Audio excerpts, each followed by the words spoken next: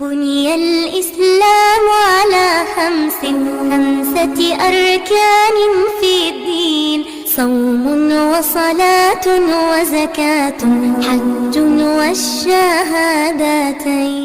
امانت ہے تو یہاں وضاحت کرتا چلو ان چیزوں کا کھانا جن کی وجہ سے مہلک بیماریاں آتی ہے، جن کی وجہ سے آپ کو کینسر ہو سکتا ہے، جن غذاؤں کی وجہ سے آپ کی جان ہلاک ہو سکتی ہے، یہ بھی امانت کے خلاف ہے.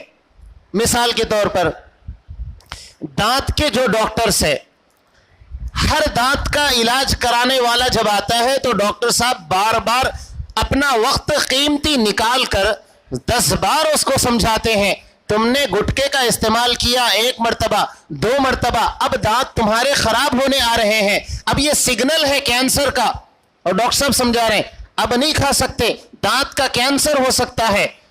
لیول پار ہو گیا، نہیں کھانا تھا کھا لیے، اور جتنا کھانا تھا اس سے آگے کھا لیے، حد پار کر دیے. اب اس فن کا ماہر جو ڈاکٹر ہے وہ یہ بول رہا کہ اب کینسر ہو سکتا ہے، مجھے علامتیں نظر آ رہی ہے، میں کینسر کی جو ابتدائی علامات ہیں میں نے جو اپنے نالج میں پڑھا ہے وہ مجھے آپ کی دانتوں میں نظر آ رہا ہے، اب آپ گٹکا نہیں کھا سکتے.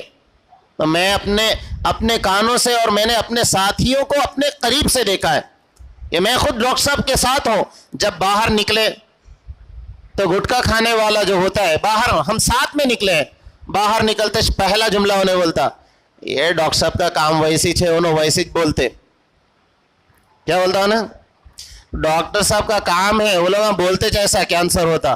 ارے میرے بھائی جس گٹکے پہ تو کھا رہا ہے، جو گٹکے کو وہاں حکومت میں اس کے اوپر اسٹامپ لگایا ہے یہ کینسر ہے. حکومت کا کام ہے ان کو بیچنا ہے، انہوں ویسے ہی لکھتے. ڈاکٹر کا کام ہے بولنا ہے، انہوں ویسے ہی بولتے. سب بے وقوف ہیں، انہی دنیا میں ہوشیار پیدا ہو گیا.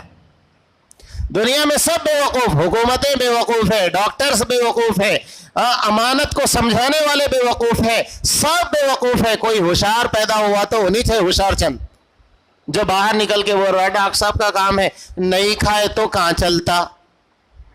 یہ امانت میں خیانت ہے.